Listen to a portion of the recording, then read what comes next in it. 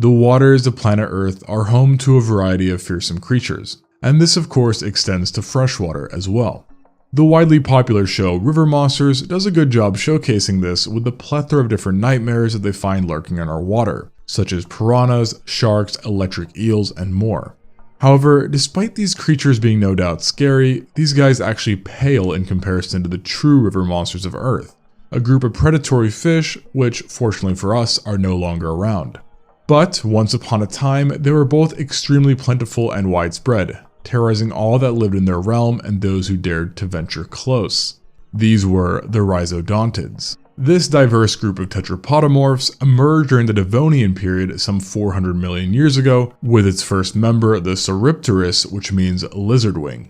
However, it might as well have been given a name which means conqueror, as it didn't take long for this new animal to absolutely dominate its habitat.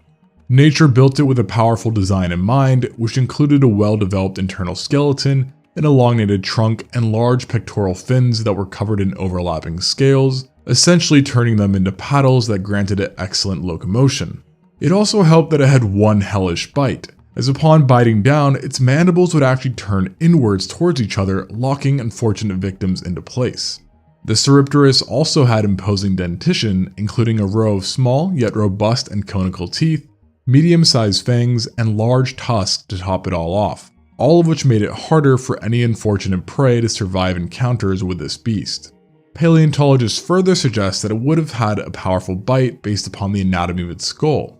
Perhaps the only downside to this river monster was its size, as it was only about 1 meter or 3.3 feet long, which meant that it was still a good size for the Devonian, but by no means the biggest animal around in its freshwater ecosystem. However, this problem wouldn't last forever, as the Rhizodontids that followed Sauropterus grew bigger and bigger until they started to become perhaps the worst thing you could ever imagine swimming into, which is exemplified by the Barramuda, meaning fish trap, which emerged during the start of the Carboniferous period in Australia. Unlike its ancestor, this fish was a giant which could easily reach 3 to 4 meters or 9.8 or 13.1 feet in length, making it probably the largest freshwater fish to live in Australia during this period. Additional changes that made it yet even more deadly than its predecessor were thick bony plates covering its head, increased elongation and thickness of its body, a tightly fused skull, and even more prominent fangs, giving it an almost vampirish presence. With its size and other assets, the Barramuda was no doubt the apex predator of its time, and would have feasted on anything that it could catch in rivers and lakes, including fish, sharks, lungfish, and tetrapods. Even other lobefish were not safe and were probably a regular part of its diet. But even the Barramuda wouldn't be the climax of the Rhizodontids, as approximately 40 million years later, this group got another new addition that not only triumphed in a certain way over the other members in its group, but also over every other freshwater fish ever, and this was the Rhizodus. This freshwater jaws was like other rhizodonts in many ways, but had two distinct advantages. The first being that its fangs were significantly larger than those found on the rest of its relatives, and that's saying a lot as prominent fangs were a hallmark of this group. The fangs on Rhizodus commonly reached 8.7 inches or 22 centimeters in length, which is about the same length as the average tooth of an adult T-Rex. The Rhizodus' second advantage was that it was an absolute giant. In fact, the Rhizodus was not only the largest member of its family, but also the largest freshwater fish we know of, period. It was an absolute monster which possibly grew to 7 meters or 23 feet and weighed around 1.5 metric tons, making about the same size as a large great white shark and heavier than the heaviest saltwater crocodile ever recorded. It would have used its large size and deadly bite to hunt a variety of prey which included medium-sized fish and tetrapods.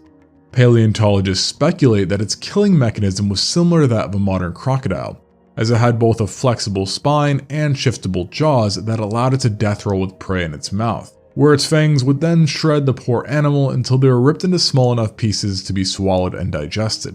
This terrible fate awaited all those that swam in its path.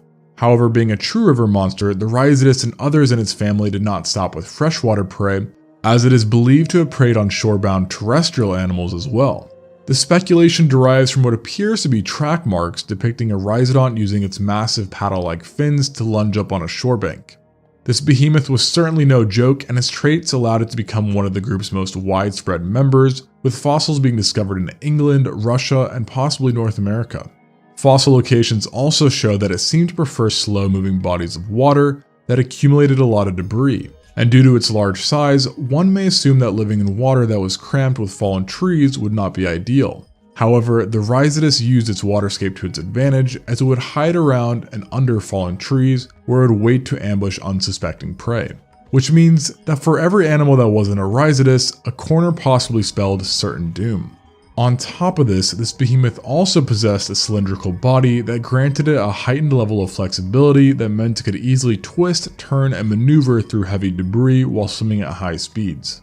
It would be an understatement not to call the Rhizodus anything but the pinnacle of the Rhizodonts, as it brilliantly represented everything that they embodied, being terrifying, efficient, successful, and downright freaky. Perhaps thankfully though, the world wouldn't see a new and improved version of the Rhizodus, as it was the last of its kind, disappearing some 323 million years ago in association with the Serpicovian extinction event, which was the largest extinction event to take place during the Carboniferous period, where during its peak the world saw an extinction rate of over 24%. It was during this time the true river monsters of Earth finally faded away, and while other river monsters have emerged that are no doubt intimidating, none have come close to capturing the fear that Rhizodus and its family members must have instilled into the fresh waters of Earth. Thanks for watching. If you enjoyed the video, please leave a like, comment, and maybe even subscribe. Until next time on Extinct Zoo.